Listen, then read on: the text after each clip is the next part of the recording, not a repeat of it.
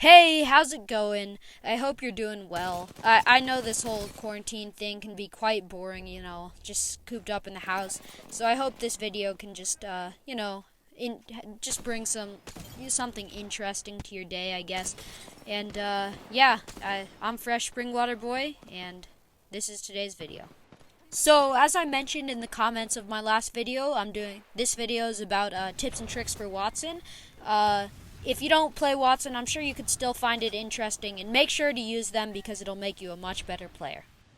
But before we start the video, a word from our sponsor. Just kidding, we don't have a sponsor that, supports the channel, but, now that I think about it, you're watching the video, and by liking and subscribing, you could definitely help the channel out a lot, and I'd appreciate it.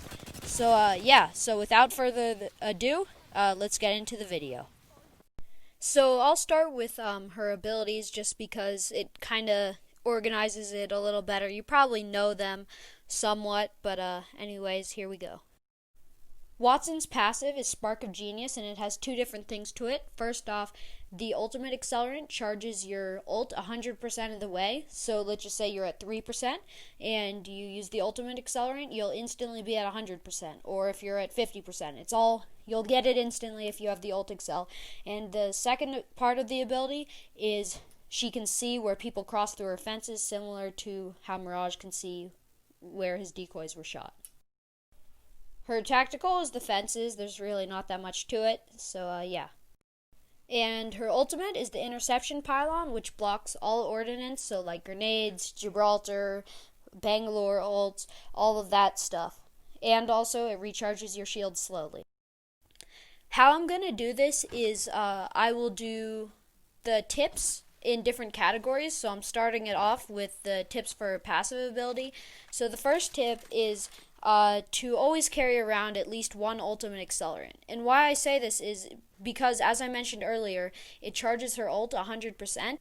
The next and final tip for her passive is to check your map when you get alerted that someone walks through the fence, because you might have just left a building and it could give you an idea where the enemy squads are, so you can avoid them, especially in these small ring situations. So next we're going to move on to tips for the ult, and I'm skipping the tactical for now just because the passive and the ult are very linked together, so it just works out better.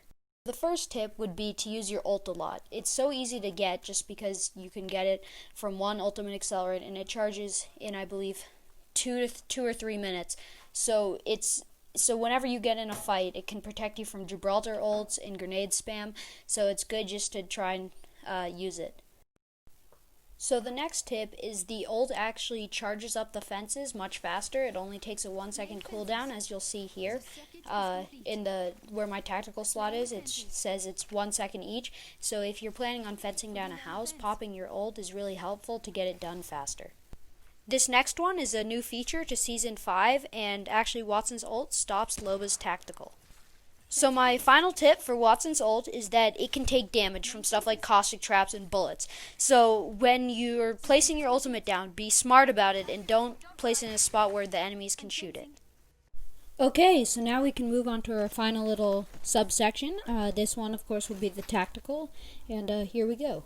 Okay, so the first tip would be to make sure to place fences on vertical zip lines. The ones that go more horizontal, it's easy to tell if there's fences there, but especially when you make it on a vertical zip line like here at Parking Garage, it's basically impossible to know. Well, sure, it's possible, but it's a lot harder to figure out until you're up at the top and you've been zapped, and all you have to do is kind of just camp near those entrances and wait for someone to fall into your trap.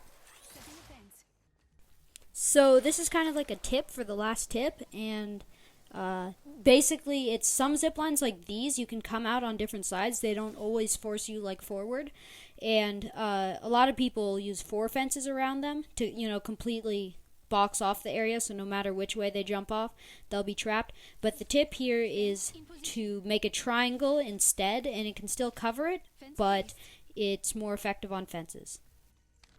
So this next one's pretty simple, but basically when you're like in between a fence, it'll shut down, and you need to be conscious of this when you're in a house because, it's essentially a waste of a couple fences.